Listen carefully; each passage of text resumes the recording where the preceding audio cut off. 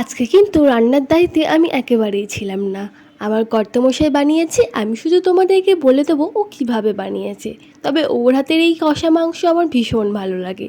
ও প্রথমে 500 গ্রাম মাংস নিয়ে তার মধ্যে হলুদ, জিরে গুঁড়ো, সর্ষের তেল আর সামান্য খানিকটা ভিনিগার দিয়ে ভালোভাবে মাখিয়ে নিয়ে তার মধ্যে পরিমাণ মতো নুন দিয়ে সেটাকে আবার মাখিয়ে রেখে দিল কিছুক্ষণ।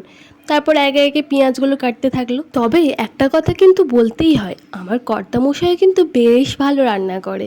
আমার তো ভীষণ ভালো লাগে ওর হাতের রান্না। তোমরাও এইভাবে একবার চিকেন কষা বানিয়ে দেখো, বেশ ভালো লাগবে খেতে। মাঝে মাঝে যদি বড়রা এইভাবে রান্না করে খাওয়ায়, কার না ভালো লাগে বলো তো? আমার তো খুব ভালো লাগে। অন্যদিন যখন আমি রান্না করি ও ভিডিও করে দেয়, আজকে ও রান্না করছিল তাই আমি দেখছিলাম আর ভিডিও করে দিচ্ছিলাম। তারপর পেঁয়াজ কাটা হয়ে গেলে আদা রসুনগুলো ছাড়িয়ে নিয়ে ফার্স্টে আদা আর রসুনটা ভালোভাবে বেটে নেওয়া হয়েছে। বেটে নেওয়ার পর জিরে আর সামান্য খানিকটা গোটা গরম মশলা বাটা হয়েছে। তারপর তেল গরম করতে দিয়ে সেই তেলে একে একে আলুগুলোকে ভেজে তুলে নেওয়া হলো। তারপর সেই তেলের মধ্যে ওই ম্যারিনেট করা মাংসটা ভাজতে দেওয়া হলো। খানিকটা লাল লাল হয়ে আসলে সেগুলোকে তুলে নিয়ে তার মধ্যে কাঁচা লঙ্কা, সামান্য খানিকটা জিরে আর পেঁয়াজ দিয়ে ভাজতে দেওয়া হলো।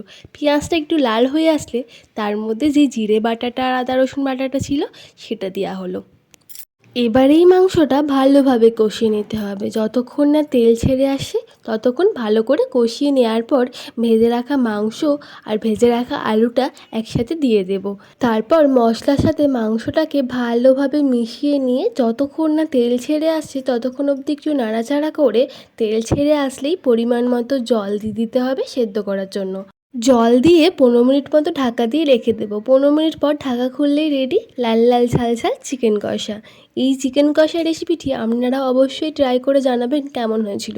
আমার তো বেশ ভালো লেগেছিল। জ্বরের মুখে এরকম লাল লাল ঝাল ঝাল চিকেন কষা পেলে আর কি চাই বলুন তো। রেসিপিটি ভালো লাগলে পেজটি ফলো করে অবশ্যই পাশে থাকবেন।